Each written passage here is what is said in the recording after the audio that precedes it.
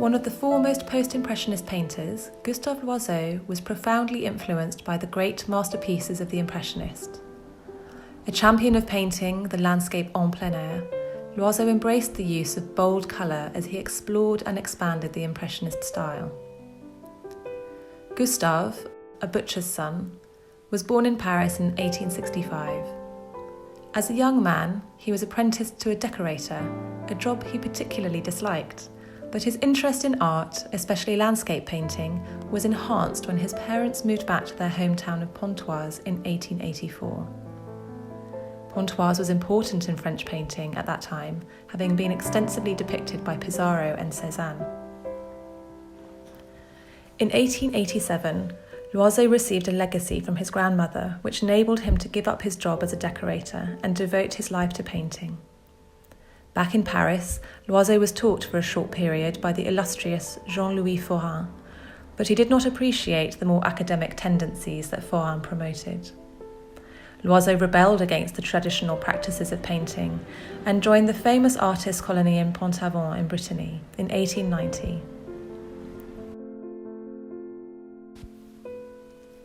Painted in 1908, Gustave Loiseau's Bords depicts an expansive river view with the iconic French poplar trees lining up on the horizon and all along the river Yonne near Auxerre in Burgundy. This charming and wonderfully evocative composition is imbued with Loiseau's characteristic use of colour to highlight a gentle breeze rustling the uppermost leaves of the trees in the background and throughout the grasses of the foreground. The extraordinarily rich surface, composed using vigorous brushwork and areas of dappled paint, exemplifies the height of Loiseau's impressionistic period, whilst also hinting at the cross-hatching technique that was to come later in his works.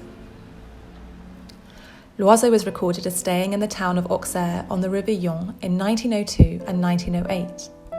Masterful representations of the town with its splendid Gothic cathedral and serene river views of the surrounding countryside dominated Loiseau's output during his visits to the region.